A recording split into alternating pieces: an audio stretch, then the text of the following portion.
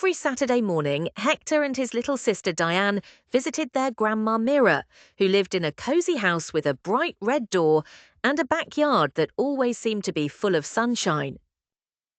Hector would always race Diane to the garden gate, for he knew something special waited just beyond, in Grandma Mira's favourite place in the world, her little patch of earth. One blustery Saturday, Grandma Mira greeted them at the gate with a wide-brimmed hat and gloves already on.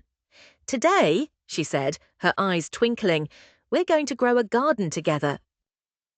Hector's eyes sparkled with excitement. "Like real plants?" he asked. Diane bounced up and down. "Can I help too?" "Of course," Grandma Mira laughed. "Gardens grow best with plenty of helping hands." First came preparing the soil. Grandma Mira handed Hector a small, sturdy shovel and Diane a tiny green rake, just right for little fingers.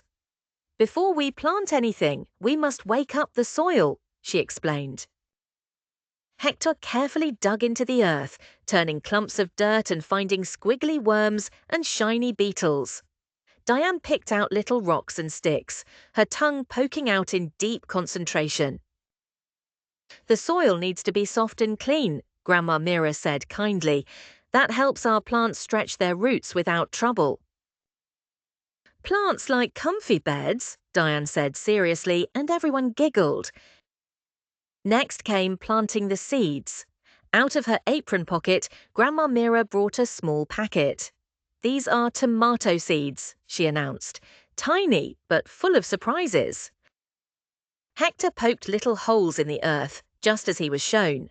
Diane plopped the seeds in one by one, giggling when one tried to escape her fingers.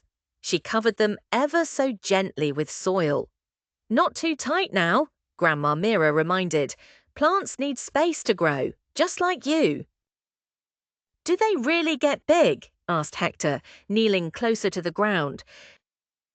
"Just wait and see," Grandma Mira replied, winking. Then it was time for watering, a job Diane very much enjoyed. She tottered over with the watering can, dribbling a bit on her shoes, but the soil drank up the rest. "Gardens can be messy, and that's all part of the fun," Grandma Mira said with a laugh. "How long till they grow?" Hector wondered aloud. "Plants don't grow in a day," Grandma Mira explained. "They need patience, a bit of care, and lots of love. If we keep helping them, they'll surprise us." So each day, the children visited Grandma Mira. They watched and waited.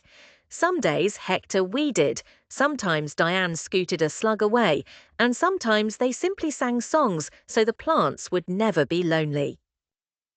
One bright morning, Diane let out a squeal. "Grandma, look, tiny green lines." Sure enough, little shoots had pushed through the soil. Hector jumped with joy. "We did it!" Grandma Mira crouched beside them. "No, my dears, we grew it together." Later, they sat in the shade of the old apple tree, cups of lemonade in their hands. Grandma Mira squeezed them both close. "Gardens teach us things, you know, how to be patient, how we're better when we work together, and how the smallest things, like seeds and kindness, can grow into something wonderful."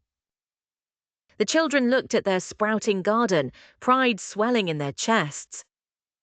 "It's not just a garden," said Diane, hugging her knees. "It's our garden." And as summer tiptoed in, the little garden grew taller, the children's laughter grew louder, and the love in Grandma Mira's backyard grew strongest of all. Please like, share, and subscribe to my channel. Bye.